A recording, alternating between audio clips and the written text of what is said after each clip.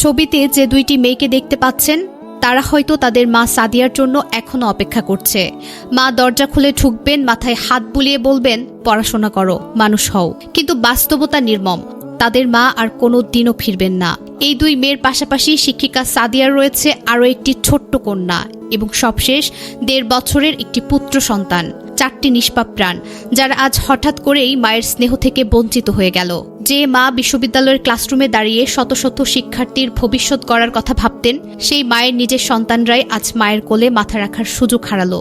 একজন শিক্ষক যখন মারা যান তখন শুধু একটি পরিবারই নয়, সমাজও একজন আলোকিত মানুষকে হারায়। কিন্তু সবচেয়ে বড় ক্ষতিটা সেই ছোট্ট সন্তানগুলোর হয়, যাদের কাছে মা মানেই ছিল পৃথিবীর সবচেয়ে নিরাপদ আশ্রয়।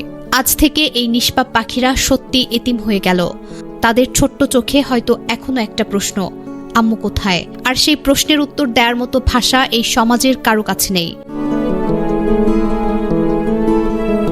বুধবার 4 মার্চ বিকেল 4টা, ইসলামী বিশ্ববিদ্যালয়ের সামাজিক বিজ্ঞান অনুষদ ভবন, সমাজ কল্যাণ বিভাগের চেয়ারম্যানের কক্ষ। আসমা সাদিয়া রুনা তার ডেস্কে বসে কাজ করছিলেন। হঠাৎ দরজা খুলে ঢুকলেন ফজলুর রহমান, যিনি 2 মাস আগে রাষ্ট্রবিজ্ঞান বিভাগে বদলি হয়েছিলেন। দরজা লক করে দিলেন।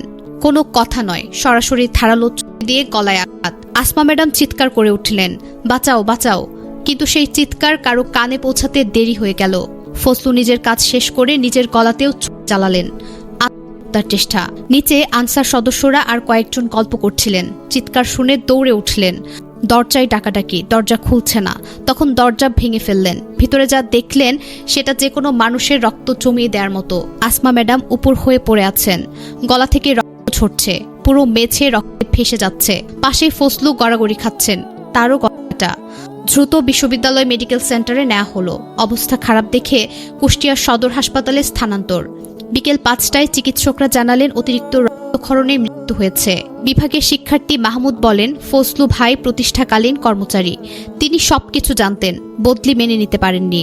আমরা ভাবতেও পারিনি তিনি এতটা সাংঘাতিক হয়ে উঠবে। সেদিন 5টায় বিভাগে প্রোগ্রাম ছিল। হাবিব স্যার 30 মিনিট আগে চলে গিয়েছিলেন। কোনো কর্মকর্তা বা কর্মচারী ছিল না। এই সুযোগে ফজলু ঢুকে দরজা লক করে দেন। একটা ছুরির খায়ে সব শেষ। স্বামী কান্নাজড়িত কণ্ঠে বললেন, আমার মাসুম বাচ্চাদের কি হবে স্যার? ওরা তো চিরতরে মাহারা হয়ে গেল। আমার স্ত্রীর অপরাধটা কি ছিল? যদি পোস্টমর্টম না করা যেত সবাইকে মাফ করে দিতাম স্যার। আমার স্ত্রীর আর কাছেরা চাই না। এই আহাজারি শুনে কোনো চোখ শুকনা থাকবে না। এক স্বামী যিনি স্ত্রীকে হারিয়ে সন্তানদের ভবিষ্যৎ নিয়ে হাহাকার করছেন। এই দেশে কি শুরু হয়েছে? একজন শিক্ষিকা নিজের অফিসে গলাটা হয়ে মারা যান, কারণ সামান্য বদলি আর বেতনের ঝামেলা। প্রতিবাদ করলে কি এভাবে মেরে ফেলা হবে?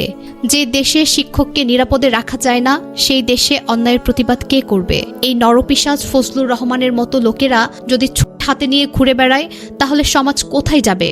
যে সমাজ কল্যাণ পড়াতেন আসমা ম্যাডাম, সেই সমাজই তাকে রক্ষা করতে পারল না। আসমা সাদিয়া রুনা 2016 সালে বিশ্ববিদ্যালয়ে যোগ দেন। তিনি গবেষণা করতেন সমাজ কল্যাণ, নারী অধিকার ও শিশু সুরক্ষা নিয়ে। ছাত্ররা বলেন, তিনি আমাদের মায়ের মতো ছিলেন। ক্লাসে অনেক অনুপ্রেরণা দিতেন। স্বামী নিয়ে সন্তানরা কুষ্টিয়ায় থাকতেন। হত্যার পর বিশ্ববিদ্যালয়ে প্রতিবাদ মিছিল হয়েছে, শোক সভা হয়েছে। প্রক্টর শাহিনুজ্জামান বলেন, আমরা ঘটনাস্থলে গিয়ে দুজনকে রক্তাক্ত অবস্থায় পাই।